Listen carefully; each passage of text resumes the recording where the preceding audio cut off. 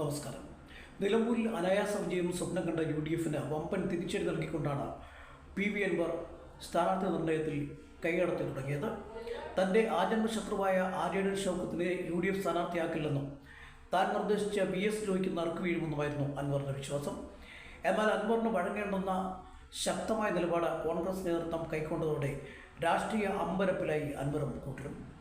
സ്ഥാനാർത്ഥി പ്രഖ്യാപനം വന്നിട്ട് 24 മണിക്കൂർ പിന്നിടാനൊരുക്കെ അൻവറിൻ്റെ ഒരാവശ്യവും പരിഗണിക്കാതെ മുന്നോട്ട് പോവുകയാണ് കോൺഗ്രസ് നേതൃത്വം. അൻവറിന് മുമ്പിലുള്ള വഴി ഇനി എന്തെന്ന് രാഷ്ട്രീയ കേരളം ഉറ്റുനോക്കുന്നുണ്ട്. അൻവർ ആര്യാടൻ ഷൗക്കത്തിനെതിരെ മത്സരിച്ചാൽ അത് അദ്ദേഹത്തിൻ്റെ UDF പ്രവേശനത്തിന് വിലങ്ങുതടിയാകും. മറ്റു ഉപാധികൾ മുന്നോട്ട് വയ്ക്കാനേ ഇപ്പോഴത്തെ സാഹചര്യത്തിൽ അൻവറിന് കഴിയൂ എന്നാണ് വിലയിരുത്തൽ. അതേസമയം PV അൻവറിനെ പിണക്കിക്കൊണ്ട് മുന്നോട്ട് പോകുന്നത് UDFിൻ്റെ തെരഞ്ഞെടുപ്പ് വിജയത്തിന് തിരിച്ചടിയാവുമെന്ന് പ്രതീക്ഷിക്കുന്ന കോൺഗ്രസ്സുകാരുമുണ്ട്. അൻവറിന് നിലമ്പൂരുള്ള രാഷ്ട്രീയ അടിത്തറയും അദ്ദേഹത്തിൻ്റെ മാത്രമായ വോട്ടുകളും കോൺഗ്രസ് നേതൃത്വം കാണാതിരുന്നുകൂടാ. UDFുമായി സഹകരിപ്പിക്കാമെന്ന് പലതവണ നേതൃത്വം അദ്ദേഹത്തിന് വാക്ക് കൊടുത്തതാണ്. ഘടകകക്ഷിയാക്കണമെന്ന് ആവശ്യപ്പെട്ട് വളരെ മുമ്പ് തന്നെ കത്ത് നൽകിയിരുന്നു എന്ന് അൻവർ ഇന്ന് വ്യക്തമാക്കുകയും ചെയ്തു.